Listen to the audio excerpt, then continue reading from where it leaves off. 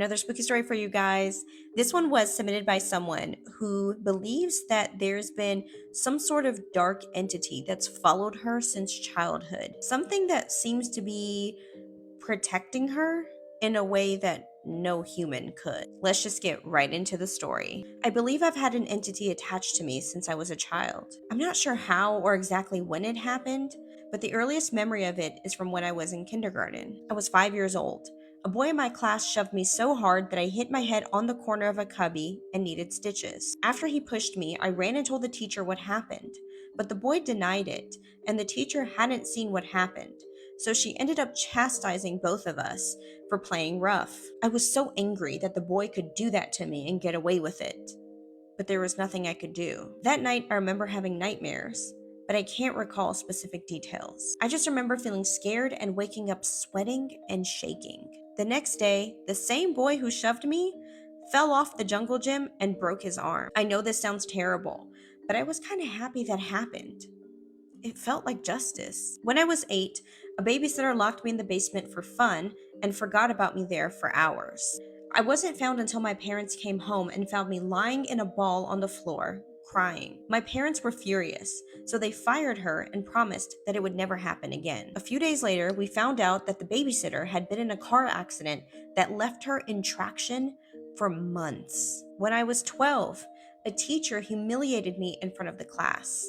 We were all taking turns reading out loud, what we called popcorn reading back then, but I had zoned out and lost my place. When the previous student called on me, I was unprepared and read the wrong passage. My teacher made a snarky comment about me, and everyone laughed. About a week later, he slipped and fell down the stairs at school, breaking his jaw. Each time these things happened, there was no way I could have been involved. And each time, the timing was too perfect. At first, I told myself it was a coincidence. But then, when I was a teenager, I started to think that maybe I had a guardian angel, a violent one. It felt like something was watching over me, punishing anyone who hurt me. But as I got older, I started being more afraid because I saw that the harm was getting worse. An ex-boyfriend who cheated on me ended up hospitalized after a freak electrical fire in his apartment. A coworker who tried to sabotage me at work lost control of her car on a clear road and hit a guardrail. She barely survived. The night before each of those events, I had the same dream. I saw black wings curling around me, blocking out the light. And it's not just dreams anymore. When someone angers me, I can feel it stir. The air gets colder, my skin tingles, and I can almost hear labored breathing behind me. One time, after a man catcalled me on the street, I saw a reflection of the darkness walking beside me in a shop window. It towered beside me. Its ragged black wings were scraping against the glass. Its eyes were hollow and glowing like white flames. The next morning, I heard an ambulance outside my building. Later, I found out that a pedestrian had been hit by a car and didn't survive. I can't prove it, but I'm almost certain it was the same man who catcalled me. It's been getting bolder. When I'm alone at night, I hear it moving in my apartment, shuffling and pacing around. Sometimes I wake up and my bedroom door is open, even though I know I locked it. My phone flickers with static when I try to call someone right after I've been upset. Even now, as I write this, my lamp keeps dimming and brightening all on its own. I hate how this dark entity looks. To me, it looks like a fallen angel rotting from the inside out. Its limbs are unnaturally long, and its feathers are torn and hanging from its body, and it has black wings that curve like claws. Its face is almost human, but unnaturally stretched. Its mouth is as thin as a paper cut. When it's near me, my thoughts are not my own. I can feel its hunger. It doesn't speak with words. It pushes its feelings into my mind. I feel its satisfaction when someone suffers, and I can feel its anticipation when I'm afraid. I've stopped dating. I've stopped making close friends. I mostly keep to myself, just working from home and avoiding even small conflicts. I've done my best to keep it at bay, but just last year, a neighbor screamed at me over a parking space. That night, I felt the weight of wings press down on my chest while I slept. And then the next morning, that neighbor's car caught fire in our building's garage with no explanation. I used to think that this entity loved me or that it was protecting me, but now I know better. It's feeding on the chaos that it creates. I've begged it to stop. I've screamed at it to leave me alone. I've prayed until my voice went hoarse. But nothing works. It's here with me right now. I can feel it behind me as I type this. I started typing this on my laptop, but the screen kept flickering until it finally just went blank. I finished writing on my phone, but didn't send it right away because I was too scared. When I came back to my laptop a few hours later, it turned on fine, but there was a new sentence at the bottom of the email that I didn't write. Stop telling them about me. That's when I knew sharing this story was the right thing to do. If anyone knows how to get this thing away from me, please help. This is probably the most uncomfortable story that I've received. I do not feel good after reading that and making this video. I've actually stopped it multiple times because I kind of feel a little bit nauseous. So I'm curious to hear what you guys think about this one. Is there anything that she can do to get this thing away from her? Leave your thoughts and suggestions down in the comments, and don't forget to like and follow for more spooky stories. Named Chris message and he said, I've never told anyone this. This scares me more than anything else I've ever dealt with. And maybe somebody out there can relate or just let me know that I'm not alone. But I'm in the Navy now. I'm 25. I'm stationed in San Diego and I get deployed to Japan soon. So I'm hoping to see some comments that help me ease my mind before that happens. But this happened about 4 months ago. And as of right now, he's still in Navy. He's working as a field medic, a corpsman. That he's tried to find more information, but all of this has turned up nothing. But he said he grew up in the Church of Latter-day Saints, sometimes known as the LDS Church or just Mormonism. But he said it's a Christian-based faith with scriptures, temples, beliefs, and structures. That his church is community-based. There's no paid clergy members, so that means that anybody in the church is expected to serve. That is through teaching, leading, checking in on each other. It's all lay-led. Which he said means that now that he's 25, he's part of his congregation's leadership. They also believe that worthy male members can be given priesthood, which is essentially acting in the name of God. So they carry consecrated oil, they can give blessings, they can lead prayer rituals on behalf of God. Sometimes this just means laying hands on someone's head and offering guidance and comfort. They said they don't shout, they don't do exorcisms, they don't even talk much about demons. It's all very quiet and very orderly, but what happened this night did not feel orderly. When you're single between the ages of 18 and 35, you're assigned to a YSA ward, which is a young single adult ward. It's just basically a congregation of all the young single people from that religion in that area. And so he said it's basically part religion, part social network, part weird summer camp energy, but he was assigned the La Jolla ward. He said in that ward is basically just a bunch of coastal towns and colleges. Right now, he's assigned the role of first counselor, which means he's responsible for leading this men's part of the ward. He's responsible from checking in on people, helping people move, or just sitting with people who are struggling spiritually. That is how he meets this guy, Eli. And Eli is mid-20s, just moved to the area from Arizona, and he works nights somewhere. He thinks janitorial, but they never really got that deep into it. He was on Chris's ministering list, which meant that because Eli never really came to church, he was just supposed to be his spiritual buddy of sorts. He wasn't supposed to be preachy or anything like that, just to be there for him in case Eli needed anything. Said he texted Eli a couple times and they never really talked much, but one night out of nowhere Eli texts him and he says, hey, do you still have that consecrated oil? He says, yeah, I have it. What's going on? And Eli says, I need help. He said, I don't know what's happening to me. Can you come over? So Chris says he went over to his apartment. It was about 10 p.m. It was in a rundown area of town. He had never been there before, but he said he pulled up. It was a studio unit off El Cajon Boulevard. Knocks, he's waiting for Eli to answer. Eli doesn't answer right away, but finally he does, and he said he opened the door and he could tell something was off because Eli's eyes were all bloodshot, his skin was pale, he looked just like wrung out, but Eli didn't say anything. He just backed up away from the door and invited Chris in. So Chris took one step in the threshold and he just felt the energy shift. The air in the apartment was like heavy, the lights were dim and the air smelled wet. It smelled like metal and old, and all that's in this apartment is a metal frame bed, and Eli sits on the end of the bed. Looks around, he realizes there's no other furniture besides like basic kitchen fixtures. He said the Book of Mormon was open on the floor. It almost looked like it had been stepped on. And so he looks at Eli and he's like, you want to talk, man? And Eli's like, I don't know what's going on with me. I keep waking up in places that I didn't fall asleep. I was thinking of what to say because he said his role wasn't to preach to him, it was just to be there for him. So he lets Eli keep going and Eli's like, and then I keep whispering to myself, but it's in languages I don't understand. He's getting all shifty. He's looking around. He's like, I feel like I'm being watched. And last night I growled at myself in the mirror. And Eli's like, what do you mean? And he's like, not metaphorically. Like I physically growled at myself, but something else came out. It wasn't my voice. Eli points at the bathroom and he said it happened in there, and the door was cracked open, and Chris said he didn't want to go in, but he felt like he had to, so he walked in, and nothing was out of ordinary except for the mirror was shattered, like spiderweb cracks. It looked like someone had punched it head on. And as he's taking in the bathroom, he hears this low guttural growl, and he turns and he looks at Eli, and it's not Eli. He said, I don't know what this was. It wasn't an animal. I've been around wounded dogs. I've been around wounded men, and this was nothing like that. That Eli was sitting perfectly still. It sounded like it was coming from inside the walls or inside the air vents or maybe somewhere else, but he said it was real and it vibrated me. I felt something go tight in my chest.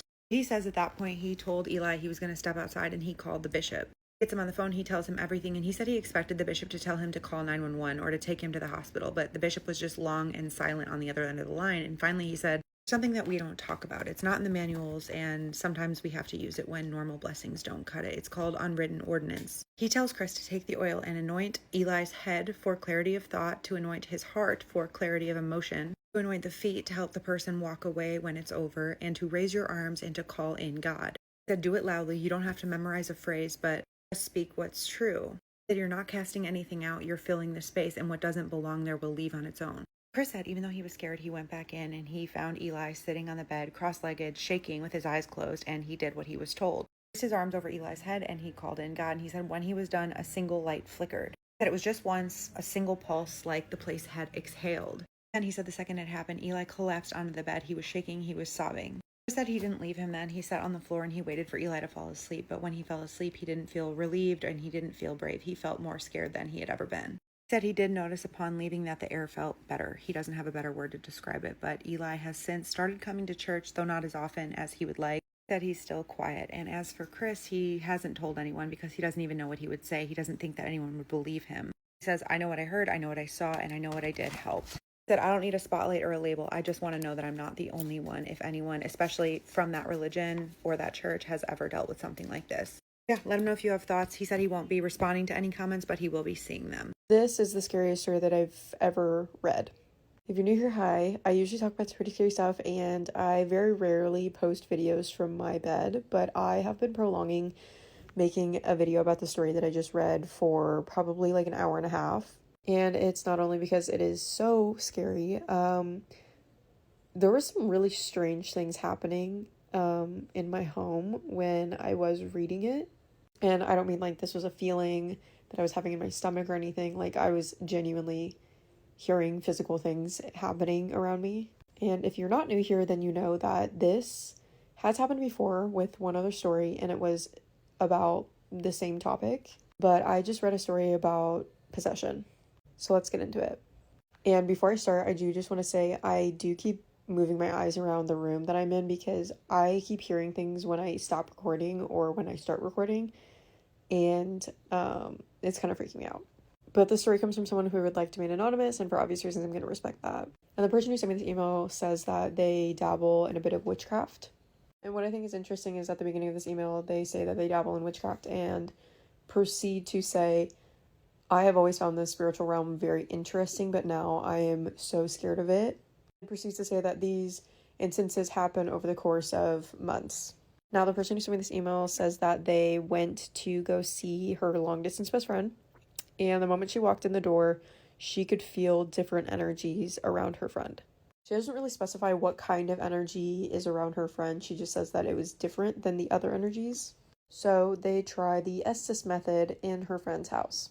And if you're not familiar with the Estes method, I would recommend watching a video on it because the way I'm about to explain it is not going to make any sense. But during a paranormal investigation, one person will sit blindfolded with headphones on, and in the headphones, the sound is essentially going through frequencies of a radio station, much like a spirit box. The person who does not have the blindfold or the headphones on is asking the other one questions, and you are supposed to get answers back. Great example is Sam and Colby. They use this method a lot. So the person who submits the email is using the Estes method with her best friend, and I guess their other friend is there as well, so there are 3 people total. And while they were performing the Estes method, the person who sent me this email specifically says that she felt like she was being touched while she was asking these questions. And after a while, they decided to turn the lights off. And the moment the lights go off, she sees a face like here. This entity then approaches her best friend who is blindfolded. And that is when things go south. They immediately turn the lights on, they're screaming her name, they took the headphones off, they took the blindfold off, and she is just not waking up. After 5-10 minutes, she abruptly opens her eyes and her pupils are extremely dilated. She is very pale. Obviously, she's been pretty much knocked out for 10 minutes and she is not responding. I wish you guys could see the chills I have on my arms because she says that her friend just starts laughing. They're asking her questions and this thing is just toying with them. And after almost an hour, her friend finally comes to and is like, what the hell happened to me? And I wish it just stopped there. I am not going to get into the other instances unless people request another video out of this because it is genuinely freaking me out. I am hearing things and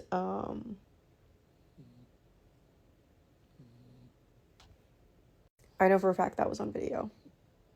I'm going to close out with this. In the email, the person who sent me this describes after these events happening that this thing would mimic them, try to lure them out to be alone and away from each other so it could isolate them. And I don't like that. So that's gonna do it for me for now. Stay tuned for my ghost stories. I'm gonna try this for the second time because when I recorded the first time, it was no audio recorded. But now I'm just gonna speed it up. This is what happened when the ghost followed me home from New Orleans. When we were leaving New Orleans and we were all in the car, I felt that there was a man with me, and I told everybody in the car there was a man with us, and we all did our own little separate prayers to try to get him to go ahead and stay where he was at, and he couldn't come with us, right? Of course, sometimes it doesn't always work depending on the people that you're around and all that. So I get back to Atlanta. About 3 or 4 days after that, things start moving around in my house, okay? One, I start realizing that there's somebody peeking around corners in here like this. And I would see shit like this.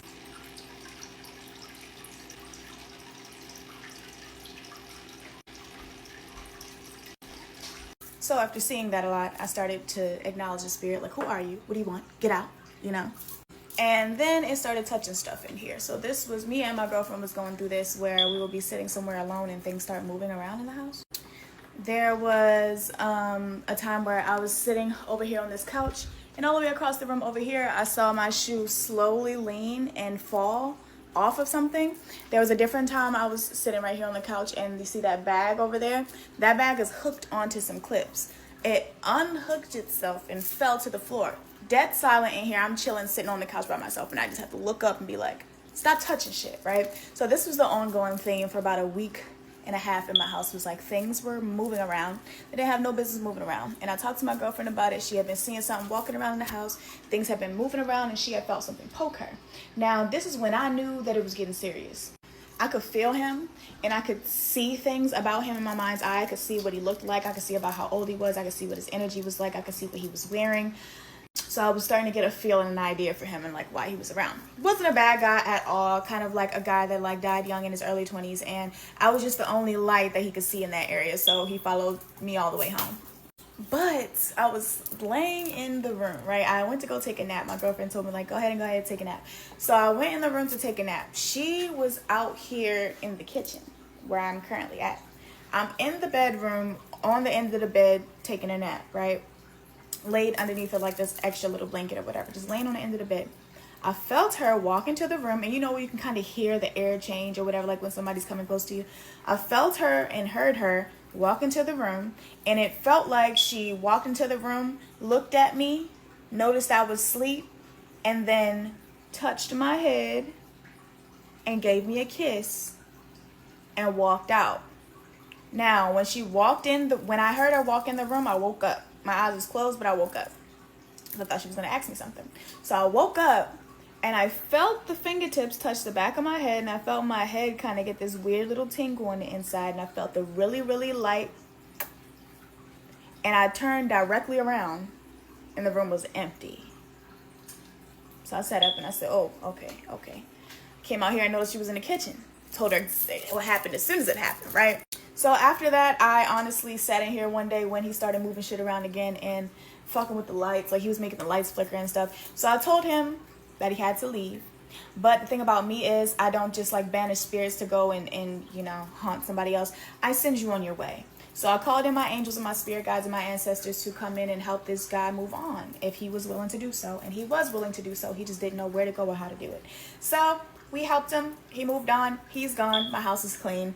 That was the spirit I brought with me from New Orleans. Let me know in the comments what you guys think about this experience. If you went to New Orleans and brought something back with you, if you're from New Orleans, if you've ever been haunted, if you're a medium, whatever, let me know in the comments. Hello and welcome back to a series of spooky stories, The Haunted Tea Spill. This is the other spooky shirt that I have been waiting so long to come back into stock so I could show you. Practical Magic. Practical Magic is a classic, and if you didn't know already, they are filming Practical Magic Part 2 right now. Comes in a variety of colors and it's size inclusive. We love that, especially me. I wanted to use this comment to respond to because I have gained 20-something thousand new followers since the whole drama with the other spooky creator. That's neither here nor there. I just like to say welcome and thank you so much for all the follows. I wanted to address all the new follows because I hadn't yet. So thanks again. Now on to the story. I've been wanting to share my story, but every time I bring up anything remotely close to the supernatural to anyone, it gets brushed away. Not here, babe. I don't really know where to begin because my entire family has experienced spooky things, so I'll just start with mine. I think when I first became conscious, I experienced unexplainable things. For a little backstory, I grew up in the Midwest, and then I moved to the coast, so it's not just one specific area. My first experience was when I lived in a small town. I didn't realize it then because I was just a child. My childhood house is less than a mile away from a cemetery.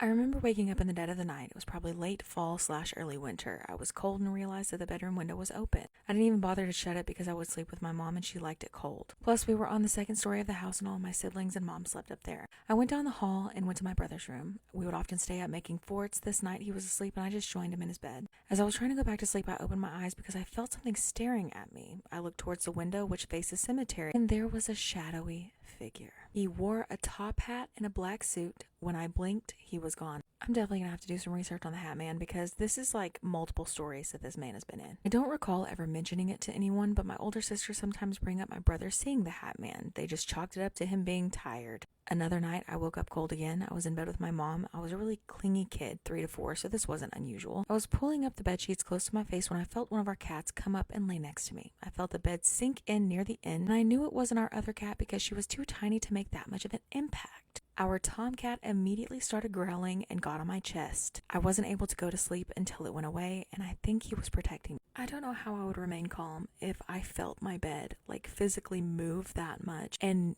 just knew that it wasn't my animal. I would have no composure. The last story from this house, it was undergoing maintenance. My siblings and I all shared what was my mom's room because it was the only one with heating. I was trying to go to sleep, and when I thought I did, I felt like I was slipping off my bed. When I thought I woke up, I was trying to find the end of the bed, but it was dark and it seemed like I would never find it. I realized I wasn't in my body. I was outside of it. I remember being confused and started crying when I finally woke up, but I never moved. I was never able to explain that. Now I think that I had astral projected. The amount of people that experienced that as well is insane. I later moved out of that house and into my grandparents' house. My mom was out of state trying to get everything ready for our move to the coast. My sister had her own room again, and my other siblings and I shared a room since we were about 5 and 6. Don't know the whole story, but my sister felt something watching her, then grabbed her, so she got scared and ended up dragging my other sister to her room. Another night there, she took both my sister and I to her room to have a sleepover. She later told us that when we had left, she saw an orb floating around and was too scared to go to sleep alone. After, we moved to the coast and everyone grew up. I started living with my mom again. I got a job at a funeral home. Growing up with the experiences that I did, I became superstitious. I would pray before and after a funeral because I didn't want anything to follow me. Valid. One day I went in when everyone was out so I could organize some files, and I heard church shoes tapping on the floor. There was no one there. I had came in through the back door, which needs a code, and once I got in, I walked around the building wondering if anyone was there, and I know for sure that no one was because I even checked the cameras. I didn't feel scared. Honestly, I felt safer than I had in a while. Then I heard another tapping. This one brought chills down my spine, and I had goosebumps all over. I was in the file room in the office, which was probably the most secure room in the building. I froze in my spot. The ease and warmth that I felt before vanished in an instant and turned icy. I remember sitting in silence until I found the strength to get up, grab my phone, and lock the door. I called my friend who lived nearby and had him come keep me company. He was in the office, sitting on a chair facing the file room when he went silent and said, "Did you hear that?" I said no and acted like I didn't know what he was talking about.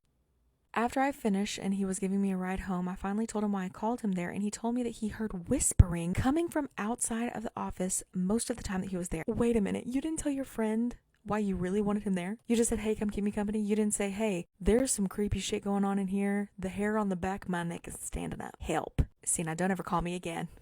No. I naively didn't pray. I didn't think that I needed to because there wasn't a service. But there were some spirits. There were some spirits. Or something. When I went back, when everyone was there, I mentioned this place is haunted. And the apprentices said, well, the main funeral director's dad was also a funeral director and died there. It's also a funeral home. I mean, is it really a funeral home if it's not haunted? I believe that he was the first footsteps that I heard, the ones that made me feel at ease. The second pair of shoes I heard were heels like a woman. A few days later, I was watching my niece when my mom went out to smoke. I was tickling her and calling her name when I heard a distorted voice repeat me. I wanted to believe it was just my niece repeating me, but it didn't even sound like her.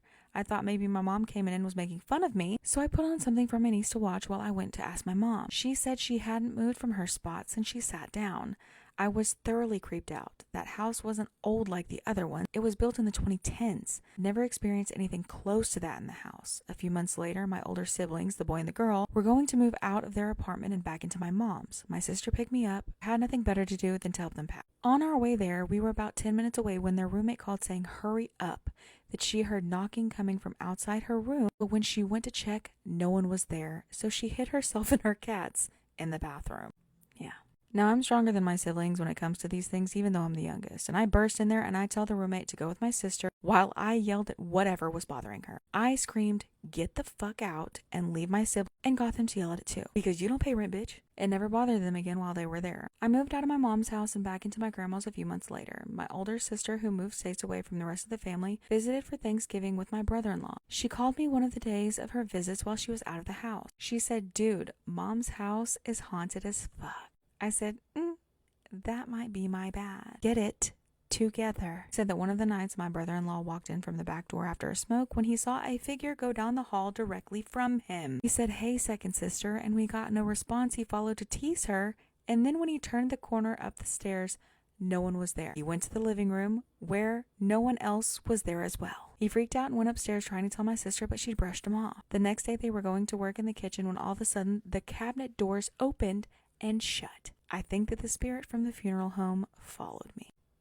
I forgot to mention, but while I lived there after the whole funeral home incident, I was coming in from out back. When I was going down the same hall my brother-in-law did, I felt something grab me. Back to somewhat present day after I moved into my grandma's. We were in her room one day. She was giving me some craft stuff when my grandpa's gun holster fell off of his nightstand. It was about 3 inches away from the edge. Another night when I was in my older sister's room, I woke up to my closet doors wide open. Most recent experience was last month. My bed is in the corner of my room, and if I face away from the wall, I'm facing the door, and my door is always locked. This night, I faced the wall. I woke up at about 2 a.m. When I turned towards the door, I saw a figure standing over the edge of the bed closest to the door. It was tall and almost leaning over me. It was dark, shadowy, and in a tux with a top hat. I wasn't really scared, so I just turned back over towards the wall and went back to sleep. How the fuck? Anyway, kind of felt like a full circle moment, like what happened in the past was proven real. Some of these are just my stories, but everyone in my family all have experiences like that. Grandma was a curandera? Curandera?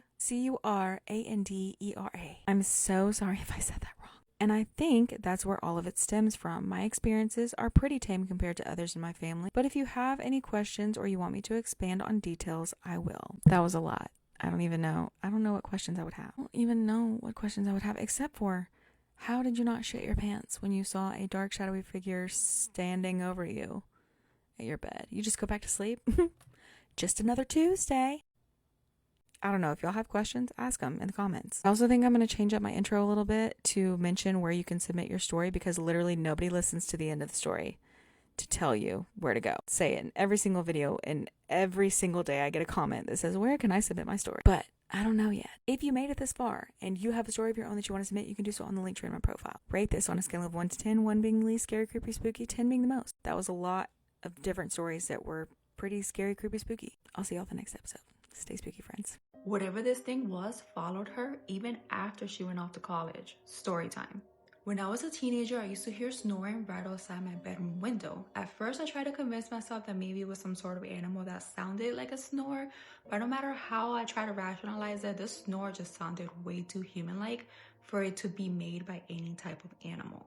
At first, I was terrified. I would peek through the blinds to try to figure out where the noise was coming from. I would go and tell my parents about it, and they tried to convince me that maybe it was just the wind, or maybe it was just my own snoring that was somehow reflecting off of the window, which made absolutely no sense to me. After a few months of this happening, I honestly just started getting used to it. I would even make jokes about it with my friends, and it just became like my snoring ghost friend. Eventually, I graduated from high school and I ended up going away for college. At this point, I'm living in a new state, new town, new building. I'm in a dorm room on the 5th floor. On the very first night of me moving into my new dorm room, I don't hear any snoring, and it's probably the most peaceful sleep that I have had in years. In my mind, I try to just convince myself that maybe I just imagined the whole thing. Now I'm in a new place and I don't hear the snoring, and this is amazing. It wasn't until the 3rd week of me living in my dorm room that one night I'm laying in bed, I happen to wake up to the snoring once again, the same exact sound, the same exact rhythm. Like it was identical snoring. Now this is the part that completely sent chills down my spine, is that I am currently now on the 5th floor. There's no ledge, there's no ladder, there's no way that it could be coming from the roof.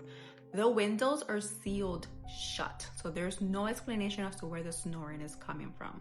That's when it hit me. The sound had absolutely nothing to do with the house that I grew up in. The sound was with me. It followed me. It was attached to me. I tried to record it so I can at least show my roommate, but anytime I would record the audio would never record. My roommate also says that she doesn't hear the snoring, so it's gotten to the point where it's literally only me. I'm the only one being affected by it. Till this day, I have no idea what it is, so if anybody has any suggestions of any idea what could this snoring be coming from, I'm definitely open. You guys can comment down below. I'm trying to figure out, I'm trying to help her out as well. Damn, Susie, that's crazy. You know what else is crazy? When I was like 13 years old, me and my sister shared a room, and one day I woke up in the middle of the night and she was sitting at the edge of her bed looking out the window. I thought kind of creepy. I said, "What are you doing?" She said, "Shh, come over here." So I go over there, go to the window, sit next to her. I'm like, "What are you doing?" She's like, "Wait and watch." So she's looking out our window. We're peeking out of our blinds. I'm looking. I'm like, what is going to happen?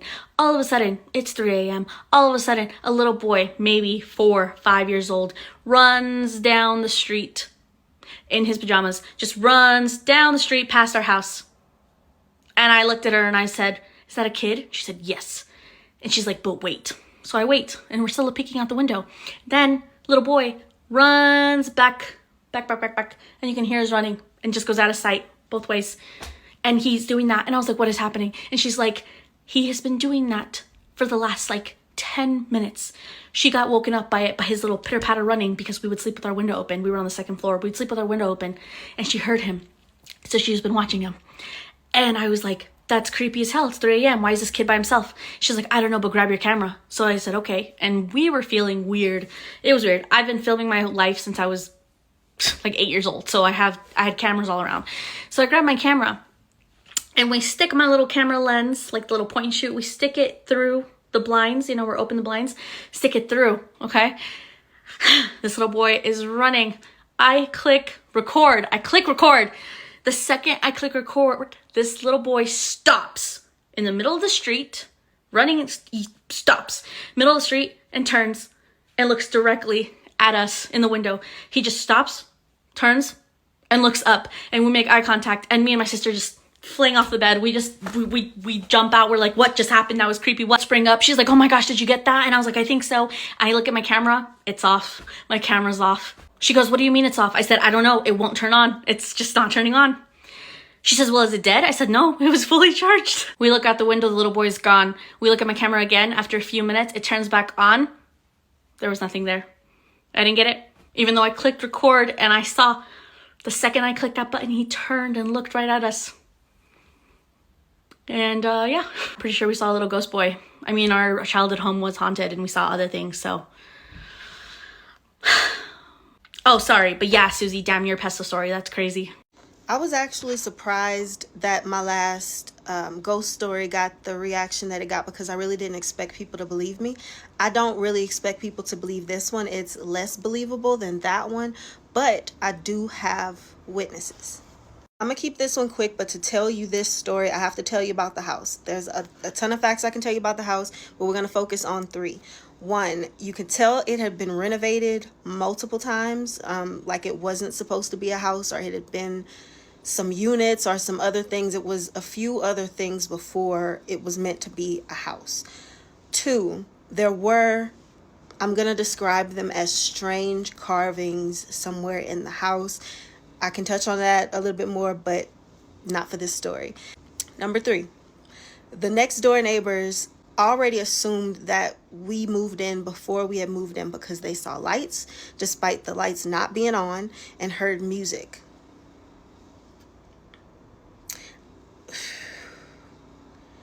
I actually think that the neighbors were trying to tell us multiple different times that something was up, and we just didn't catch it until later. But there's going to be a lot more instances of things that it didn't make sense until later.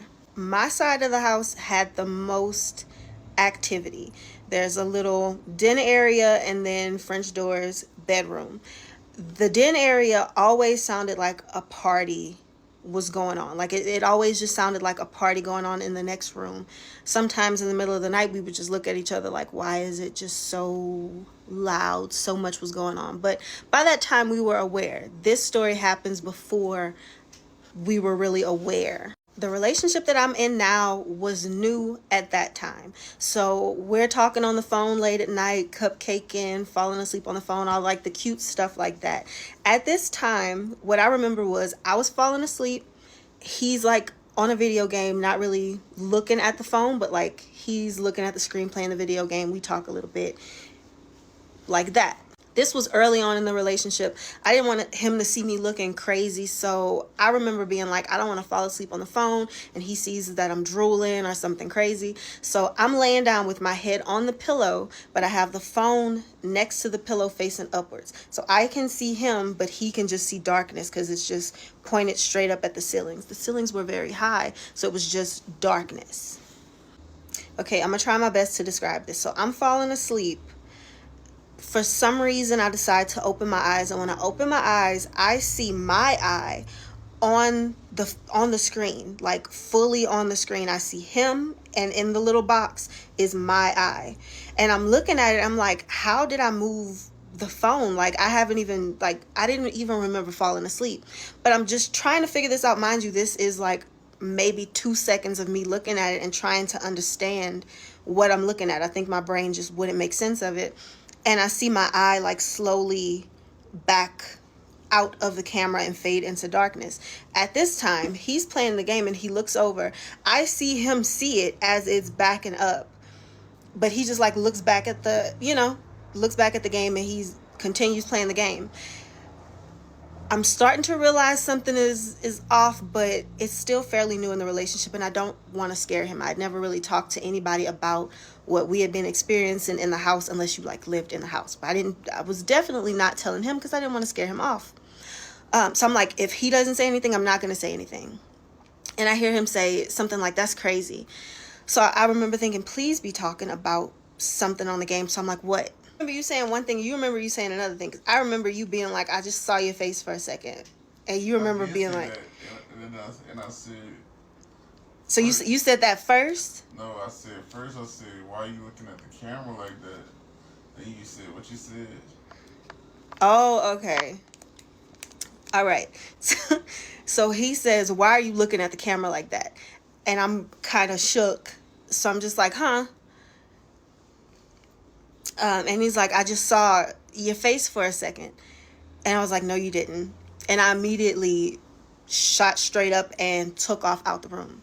There was actually so much about that room that I didn't talk to anybody about it.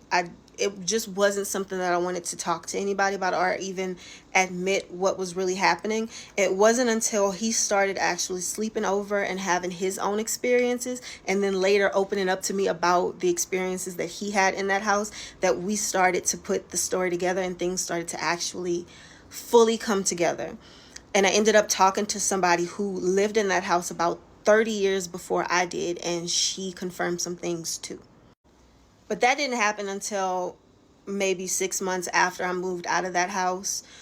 we didn't put together a lot of things until later.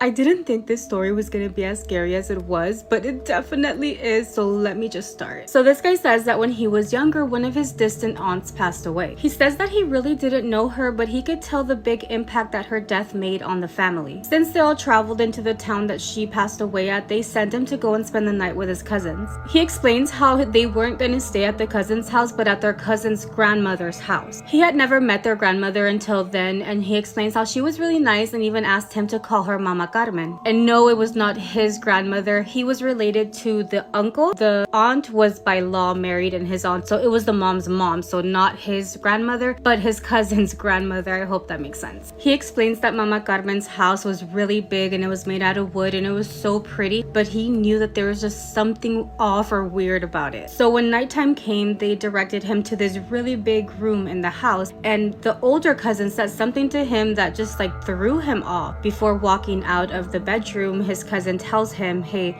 whatever you do, just don't respond to them. And he was like, what do you mean? And the cousin tells him, just don't respond to the voices. Don't respond to the thing that's gonna talk to you from under the bed. Bitch, if you think I was about to stay there, I'm gonna go wherever you're going after that, because what the hell? However, he knew his cousins and how much they play around, all the pranks they've done on him in the past, so he was just like, ugh, this is another prank, so whatever, yeah, I won't listen to the voices. He also admits that when his cousins would stay at his house, he would also scare them, so obviously he just thought this was a joke. So he ends up falling asleep and then wakes up to a voice calling him by his name. Felipe. He thought he was dreaming, but as he opened his eyes, he could have sworn that he heard that last little Felipe. Not me giving myself goosebumps right now. So he's laying there very still, awake, and hears nothing. And as he's drifting off to sleep again, he hears that voice again. Felipe. This time, he recognized the voice calling him by name. It had been a very long time since he had heard that voice. It was almost like he had forgotten what that voice sounded like, and it was because it was his mom's voice. His mother, who was no longer living. He immediately gets up and starts walking towards the door. He says he doesn't even want to look back. He doesn't even have the courage to look back and see what is underneath the bed, but he exits the room. However, when he finally makes it to the door where his cousins were sleeping, he said that he felt embarrassed. He thought to himself, if I go in there and tell them that I'm scared or tell them that I heard voices, they're never gonna let it go. I'm gonna have to hear this for the rest of my life, and he didn't want to deal with that. He said that it took him a minute to grow some courage, but he just turned around and went right back to the bedroom that he was sleeping in. He walks down the hallway, goes into the room, lays down, and he's laying there for a good minute. And finally, he is drifting off to sleep, and that is when he hears the voice again. Felipe, I forgive you. You have nothing to forgive me for, he said, half asleep, responding to the voice. You wish for me to die, but I forgive you. The voice responded. So this is where Felipe finally starts telling us a story about what happened with his mom back when she was alive. And he says that he has to confess something that he had never told anyone. His mom was really sick, so sick that she fell into like some sort of paralysis on her body. And he had to take care of the mom because the dad basically abandoned them when this happened because he couldn't deal with it. So can you imagine, like, the mom fell into paralysis, the dad left because he just couldn't deal with it, and he left his son to take care of a fully grown adult. He does say that the dad did continue to send them money to help out around the house, but he never showed up. He stopped playing outside with the neighborhood kids. He stopped doing his homework. He didn't go to school anymore. And all he did all day long, 24/7, was to take care of his mom. And he admits that at that time, he really hated his life and everybody who was in it. And yes, it's true. He really wished for his dad to die for doing this to him, but he also admits that he wished for his mom to die as well. He says that he doesn't wish her dead the same way he wished his dad dead. He wished her dead just so that she can get some peace, so that she wouldn't be in pain, and so that he can also just be a kid again. And he says that it was really hard to take care of her because she couldn't eat by herself, she couldn't shower by herself, she couldn't even go to the restroom. So it was things that he had to do for her, and it was a lot. But that desire for his mom to die was something that he never told anyone, not a single soul. And this is in fact the very first first time that he's writing this down for this podcast to share with the world. So we go back to the voice telling him that she forgives him for wishing her dead. He is more asleep than awake when he asks for forgiveness to the voice that sounds like his mom. He admits that he doesn't know if it was really his mom or what was underneath that bed, but because of what the voice said, he wanted to ask for forgiveness, and he actually put his hand down underneath the bed. He didn't know what he expected. He didn't know if he expected somebody to grab his hand, for someone to say that he's forgiven, but he put his hand down there and actually fell asleep with his hand just hanging there. After falling asleep, he was awoken by a weird sound, and when he opened his eyes, it's when he felt a sensation of something touching his hand. He explains how the hand felt really rough, and it was definitely coming from underneath the bed. At first, he thought he was dreaming, but no, this was definitely not a dream. He was definitely awake. So by this point, the hand was already grabbing at his chest, and he was terrified. He said his heart was beating so fast. However, his curiosity won over the fear that he was feeling. So he literally moved to the edge of the bed and looked to see what was coming out from underneath the bed. What he saw was this very long, gray, old-looking hand coming from underneath that bed. It was fucked up. It was scary. As he was looking at the hand, he could see his hand next to that other hand, so he knew he was awake, but he couldn't take in what he was seeing. It was a lot, and it was crazy. He said at that point, his body became very cold. He was very stiff, and he can still look at his hand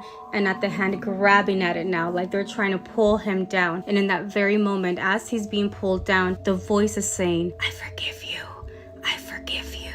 I forgive you." Over and over again. It was at this moment that that voice completely changed. It didn't even sound like his mom's voice anymore, and it sounded like it was making fun of him. So now the voice was like mocking him, saying, "Do you forgive me? Do you forgive me?" Like over and over. He said that the way the voice changed was like it was using his mom's voice, and then all of a sudden it was just not his mom at all. So like it was trying to trick him. For some reason, this reminds me of Leprechaun. Have you guys seen it, where like his voice changes?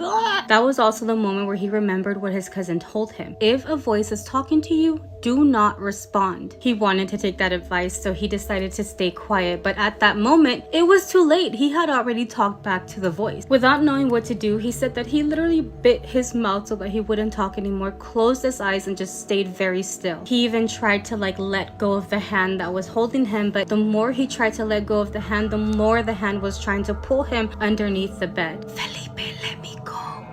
I'm getting scared. I can't do it. Felipe, let me go. Felipe, let me go." That's what the voice was telling him now. He finally understood that that was not his mom. That was not his mom's ghost. That was not his mom at all. It was actually the complete opposite of what his mom was. So he fought. He said that he fought for the longest time. He tried to hit. He tried to hold on to the bed. He was not about to let this thing drag him under. And he was successful because it finally like let go of his hand from all the fighting that he was doing. And when that happened, he immediately turned to like the side of the bed where the wall is, where that thing cannot reach him. He said that he sat there next to the wall on the bed, just like waiting for a hand to come up and try to get him again. And it was like the longest silence he had ever experienced. But that was also when the sun finally came out and he heard somebody in the kitchen. He literally jumped off the bed to the door into the kitchen, and it was Mama Carmen that was in there. He told Mama Carmen everything that had happened in the bedroom the entire night. He admits that she never interrupted him. She heard everything he had to say. When he finally finished telling her what happened, she just looked at him, smiled at him, and said, "You shouldn't give anything that much importance."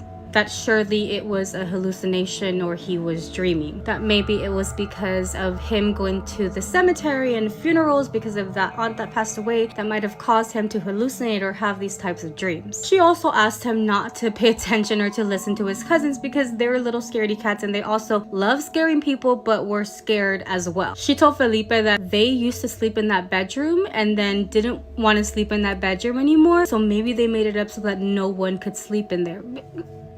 Sorry, what? You're telling me that they've experienced this, but you're saying they made it up because What? She said that she believes that they made up this story so that they can move out of that bedroom and somebody else occupy the space that they were always scared to sleep in. He admits that he would have loved to believe her saying that they made this up, but how would they explain the voice? How could he explain the things that the voice was saying that only he knew? Now I'm curious as to what his cousins experienced in that room, because it's obvious that they've experienced something. He was like, there's no way that they could have pranked me with my mom's voice and saying things that I had never told anybody. So yeah, she doesn't want me to be scared, but I believe my cousins and I believe they experienced something in there. He also says that he's never gonna forget what that hand looked like. Like, that was not a dream. That was not something that he dreamt of. He was awake and he was there. But man, I would not know what to do if that happened to me. What do you guys think? When I got my first apartment, my mom gave me this big armchair that she had had since she was in college. It's big and cozy and I love reading in it. Still have it. It was around this time I started dating a guy from one of my classes. He started sleeping over in my apartment a lot because he was a commuter, and since I was so close to campus, it made sense that he could just wake up in the morning and go to class. But we started fighting. A lot. Whenever he was in my apartment, he would accuse me of moving his stuff around. He would complain that it was cold. He would just get really agitated. He had issues at the time that were outside of the apartment, but something about the apartment just seemed to make them worse. One night we fell asleep together after a pretty bad argument. I woke up later and thought I was having a panic attack because I couldn't move. Then I looked over where my chair was. There was a little old man in his late 50s in a three-piece suit, sitting on my ottoman, just watching. He didn't say anything. He didn't do anything. He didn't have any ire directed at me. But what he did have was a very cold look towards my boyfriend. The ghost was not the dangerous thing. It was the person I was sleeping next to. I think the ghost was trying to get him to leave. The ghost was right.